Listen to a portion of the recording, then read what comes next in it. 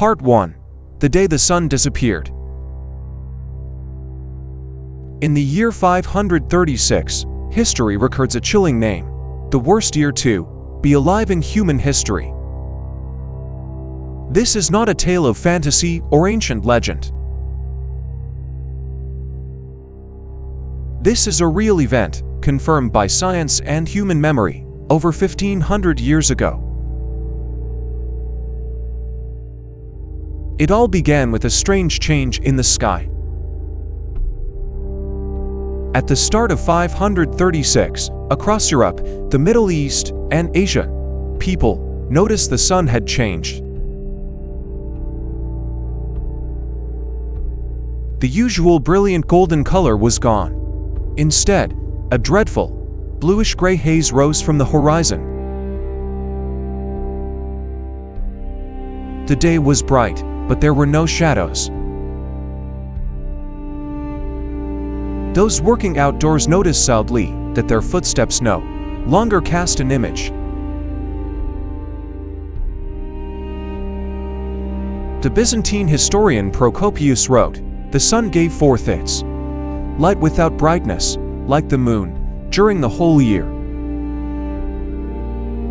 In China, historians documented consecutive years of crop failure.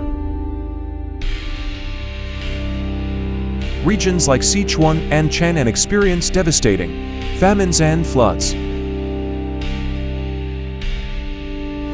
The Japanese emperor himself wrote, "Food became as precious as pearls, and even with 1,000 gold coins, you could not buy a single grain of rice." From Europe to Asia, from Scandinavia to the Middle East, a long, cold twilight blanketed the earth. But why? Who had stolen the sun? Clues in ancient trees and eternal ice. It took modern science thousands of years to begin uncovering the answer. Tree rings, each representing a year of growth, suddenly narrowed. In 536, then again in 537 and 538, continuing into 542. For over a decade, plant growth worldwide drastically declined. Trees almost stopped growing. Scientists found in ancient Greenland ice layers traces of ashang, sulfur dioxide signatures only present in extremely powerful volcanic eruptions. Ash had reached the stratosphere, spread globally, blocked sunlight, and lowered temperatures. With modern tools, researchers confirmed that sulfur dioxide levels in 536 spiked alarmingly, signaling a massive volcanic event somewhere on Earth. The sun hadn't vanished. It was shrouded in ash from deep within the Earth. And when the light was cut off, life followed. A decade of cold and despair. No crops. No food. No light. In human history, no decade was harsher than the years 536 to 545. Civilizations collapsed. Major economies crumbled. Famine killed millions.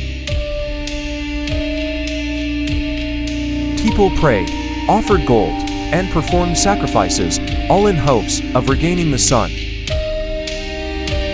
In Scandinavia, home of the Vikings, hundreds of buried gold artifacts were found, possibly ritual offerings. Not because of war, but out of fear the sun would never return.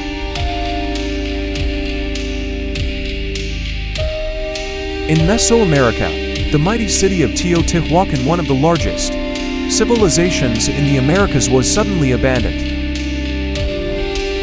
No war.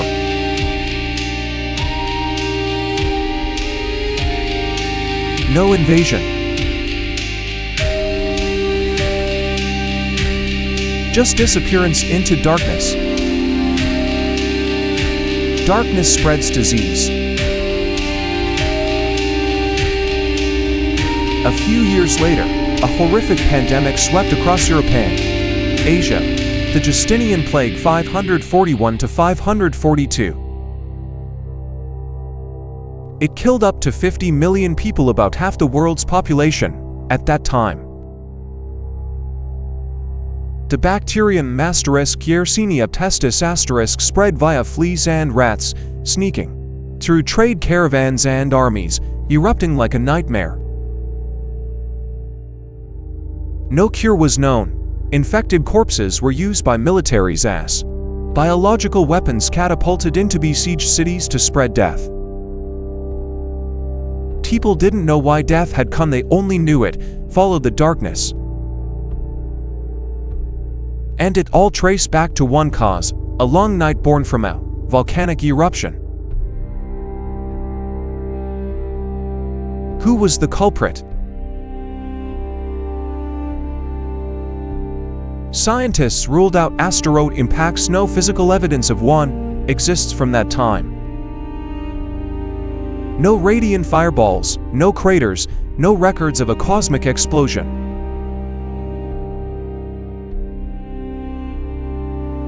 Only one explanation remained, not ordinary ones.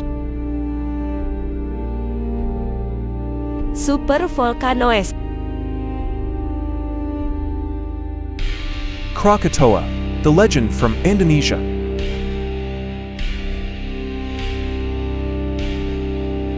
All clues: ash, chemistry, geological data pointed to one place, the Sunda Strait between Java and Sumatra, modern-day Indonesia.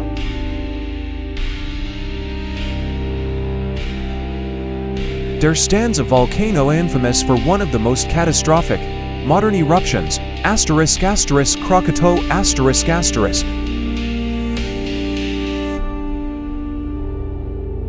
In 1883, Krakatoa erupted. The sound traveled over 4,800 kilometers, the loudest ever recorded. Tsunamis up to 30 meters high obliterated 165 villages and killed over 36,000 people.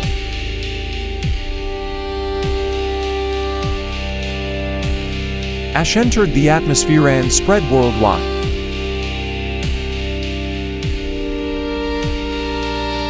Global temperatures dropped by more than 1 degree Celsius for a year.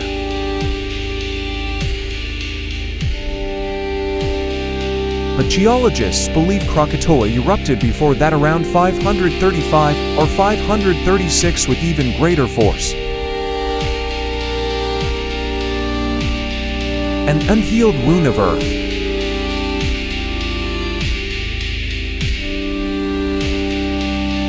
Chemical analysis of ancient Greenland ice shows traces of sulfur dioxide and ash with mineral signatures matching Indonesia.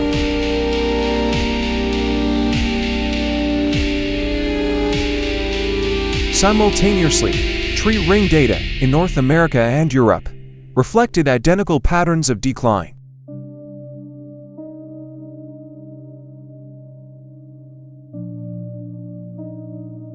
Researchers hypothesize a supereruption from Krakatoa in 535 to 536 plunged the world into darkness, and from that darkness, humanity descended into chaos. But was Krakatoa alone?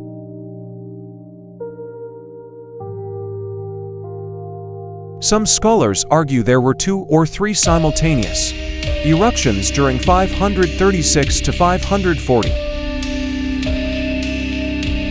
The volcano Ilopango in El Salvador may have erupted in the 6th century. In Iceland, ice cores indicate another major eruption.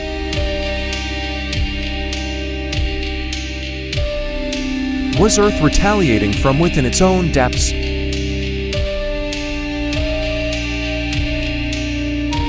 Reimagining the stolen sun. Imagine living in 536. You wake up every morning under a gray sky. You look up, no sun, no shadows, no summer, no rice, no bread. No explanations, only silent panic.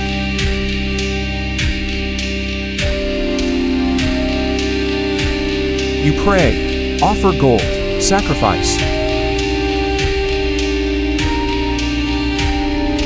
But the sun does not return. This wasn't just a natural disaster. It was an existential crisis when humanity lost the most basic belief that the sun would rise again. Could it happen again?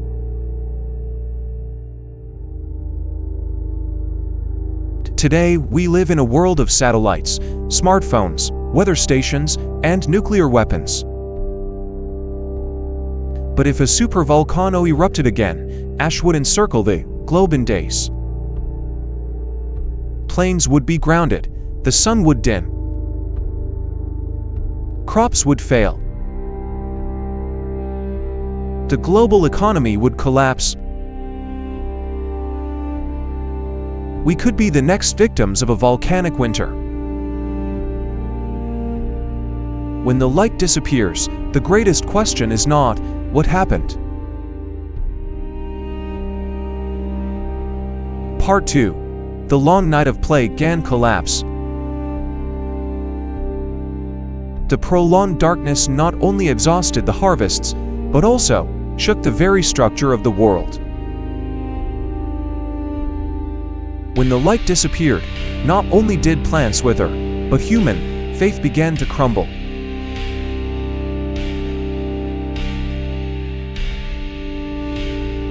This period opened not just a series of harsh climatic years, but a gateway into a hell of disease, war, and the simultaneous collapse of civilizations. Silence spread when death needs no sound. In the year 541, just 5 years after the unusual cold, death knocked on the doors across Eurasia in the form of a plague never before known.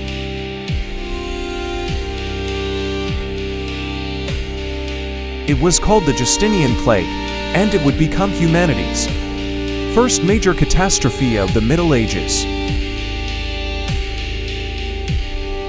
In the city of Constantinople, capital of the Byzantine Empire, once a symbol of Greco-Roman rebirth, corpses began piling up along marble-paved streets.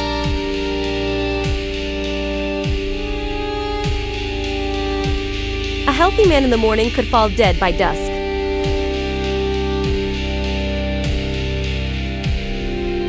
Symptoms began with fever, chills, then large egg-sized lumps under the armpits and groin, before the entire body turned purple and died within days.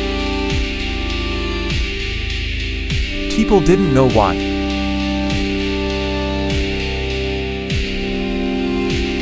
Didn't know where the disease came from. Only that the darkness had come before it.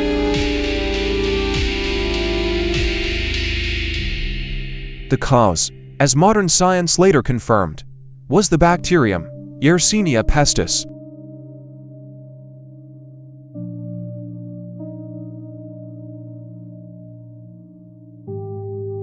A rod-shaped bacterium, spread by fleas parasitizing black rats.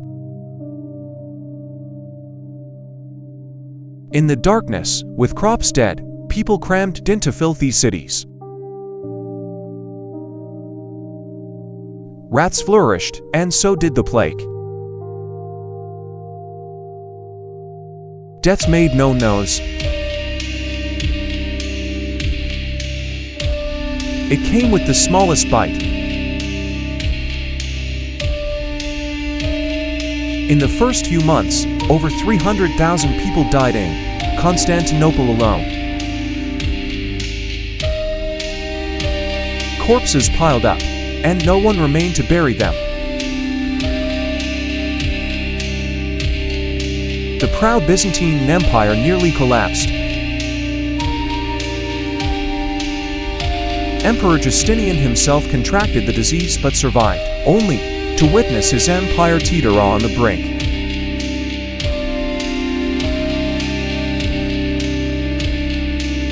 From Asia to Europe, the roads of death.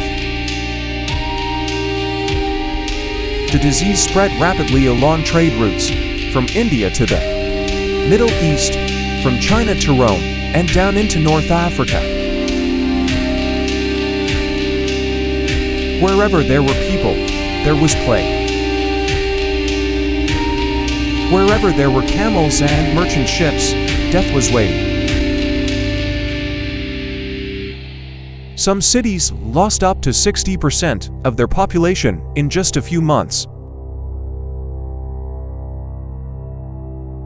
Rural populations starved because no one remained to plow the fields. Armies disbanded as soldiers died before reaching the battlefield. Religion surged, a desperate attempt to find meaning in the catastrophe. And here, the seeds of new empires, new ideas, and new world orders began to grow from the ashes. When war smelled like disease, the plague did not only kill, it was used. A few years after the outbreak, it was recorded that Mongol armies used infected corpses as weapons, hurling them into enemy strongholds. In a time when life was as fragile as a candle in the wind, a single action could doom a city. In Kaffa, modern-day Feodosia, Ukraine, Italian historians recorded that infected soldiers of the Golden Horde were catapulted into city walls. The fleeing population carried the plague back into Europe. Another wave of death began, lasting for centuries. Civilizations that fell in silence. In Central America, the city of Teotihuacan, once the glorious capital of Mesoamerican civilization, was suddenly abandoned around 550. No battles, no invasions, just disappearance.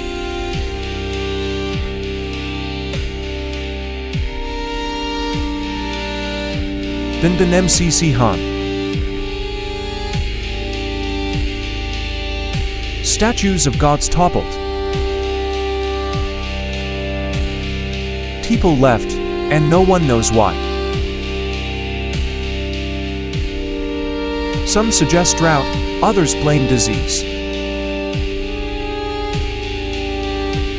But more researchers now believe it all began with the winter of 536.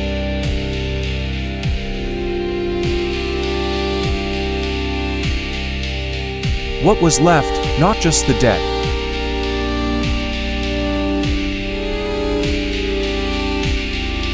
The consequences of the darkness of 536 were not just death.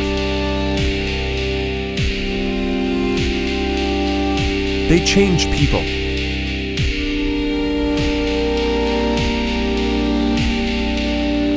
From the ashes and white bones, humanity began to think differently. About life and death, power and gods, fate and science.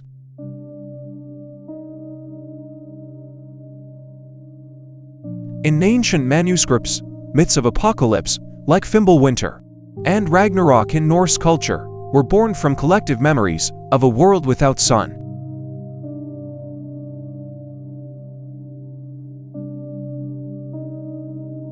Survivors didn't speak of weather. They spoke of fear.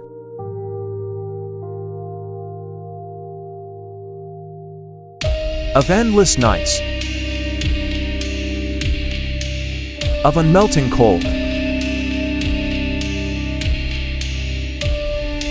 and of one final hope, that the sun would return. Resurrection and legacy. Gradually, the darkness lifted. Around 545, the sun truly returned. Trees began to grow again. Crops slowly recovered. But the world was no longer the same. Populations had plummeted. Social systems had collapsed. New religions, like Islam and Buddhism, spread rapidly in the following centuries. New kingdoms, new trade routes, and new political and spiritual structures emerged. The old world died in 536. And a new one was born from within that very night. A warning from the Earth. We know about Krakatoa, Ilopango, and other supervolcanoes. We have monitoring technology, satellites, and science. But we cannot stop the Earth when it chooses to awaken. If an eruption like 536 happened today, cities would lose power. Planes couldn't fly, food would run short, and the global supply chain would collapse within weeks.